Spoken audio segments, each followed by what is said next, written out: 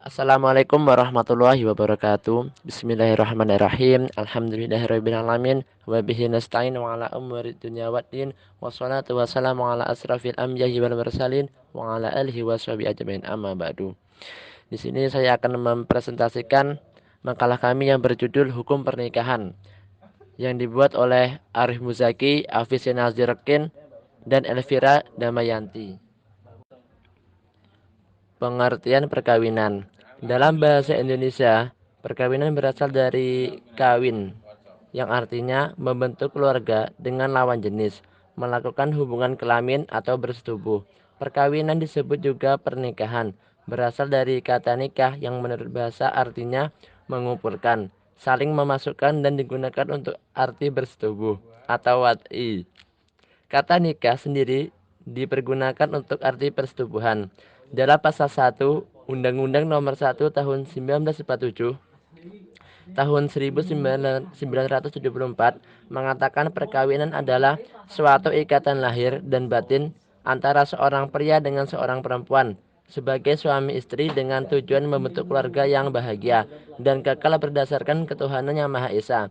Selanjutnya, berdasarkan pasal 2 Kompilasi Hukum Islam, perkawinan adalah akad yang sangat kuat atau mistagan galidan untuk mentaati perintah Allah dan melaksanakannya merupakan ibadah. Dapat ditarik kesimpulan bahwa pengertian pernikahan atau perkawinan adalah perjanjian antara calon suami dan calon istri untuk membolehkan bergaul sebagai suami istri guna membentuk suatu keluarga. Pengertian perkawinan dalam Undang-Undang Perkawinan ada 4 unsur. Pertama, ikatan lahir batin. Kedua, antara seseorang pria dengan seorang wanita. Ketiga, membentuk keluarga bahagia dan kekal. Keempat, berdasarkan ketuhanan yang Maha Esa.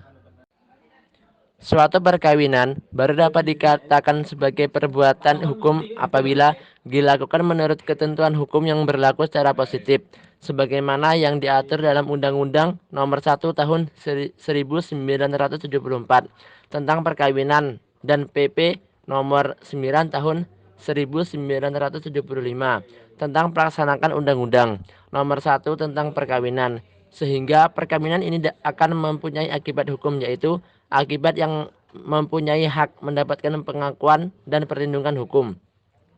Pasal 2 ayat 1 Undang-Undang Nomor 1 Tahun 1974 tentang perkawinan menentukan bahwa suatu perkawinan baru dapat dikatakan sebagai perkawinan yang sah menurut hukum apabila perkawinan itu dilakukan menurut masing-masing agama dan kepercayaannya. Ayat 2 menentukan tiap-tiap perkawinan dicatat menurut peraturan perundang-undangan yang berlaku. Syarat-syarat perkawinan. Berdasarkan Undang-Undang Perkawinan, ada 2 macam syarat perkawinan, yaitu 1. Syarat material adalah syarat yang melekat pada diri masing-masing pihak atau disebut juga dengan syarat subjektif. Syarat material diatur dalam pasal 6 sampai dengan pasal 12 Undang-Undang Nomor 1 Tahun 1974 tentang perkawinan. 2. Syarat formil adalah tata cara atau prosedur melangsungkan perkawinan menurut hukum agama dan undang-undang, disebut juga dengan syarat objektif. Syarat formil diatur dalam pasal 12 Undang-Undang Nomor 1 Tahun 1974 direalisasikan dalam pasal 3 sampai pasal 13 Peraturan Pemerintah Nomor 9 Tahun 1975.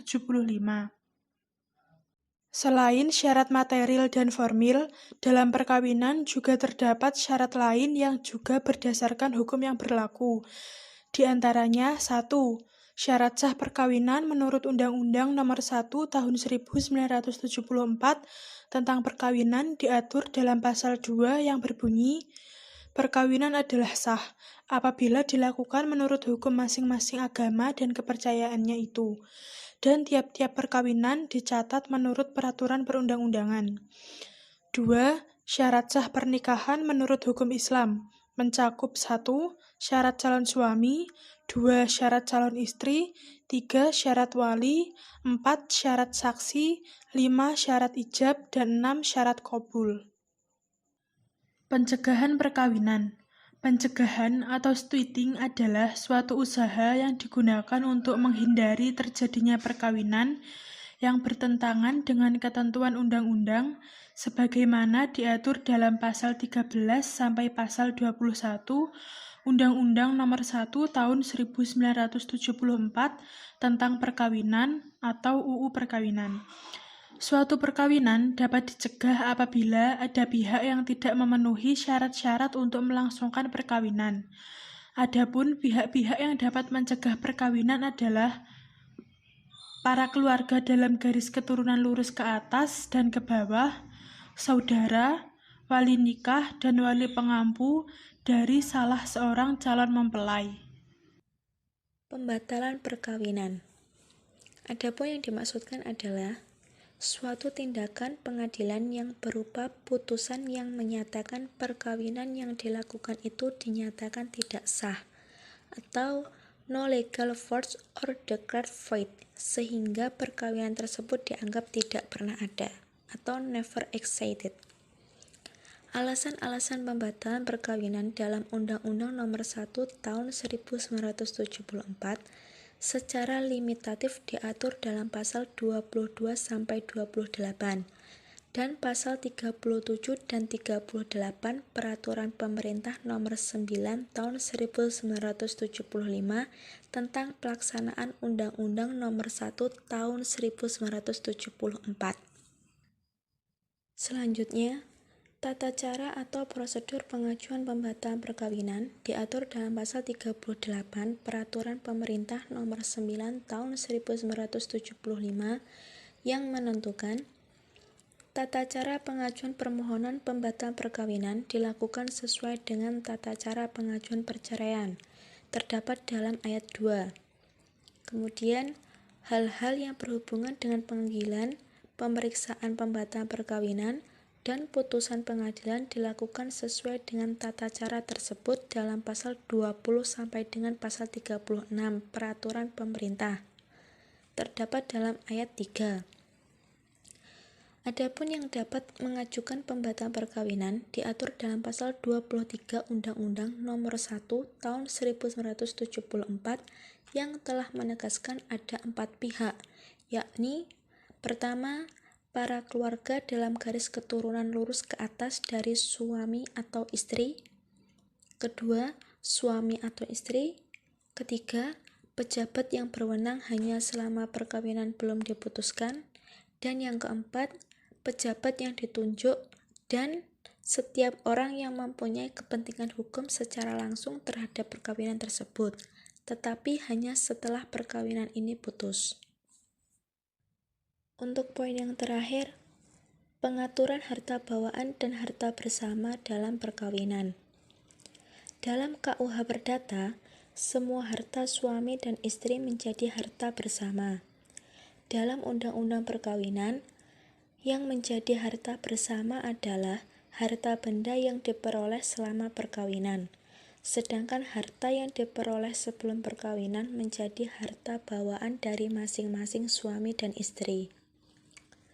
Harta bawaan dan harta benda yang diperoleh masing-masing sebagai hadiah atau warisan yang berada di bawah penguasaan masing-masing pihak yang tidak menentukan lainnya.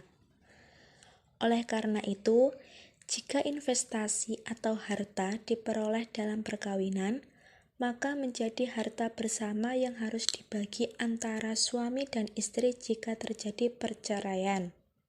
Hal itu terdapat dalam pasal 37 Undang-Undang Perkawinan. Cukup sekian presentasi dari kelompok kami. Semoga bisa bermanfaat. Kurang lebihnya kami mohon maaf. Billahi taufiq wal hidayah, waridho wal inayah. Assalamualaikum warahmatullahi wabarakatuh.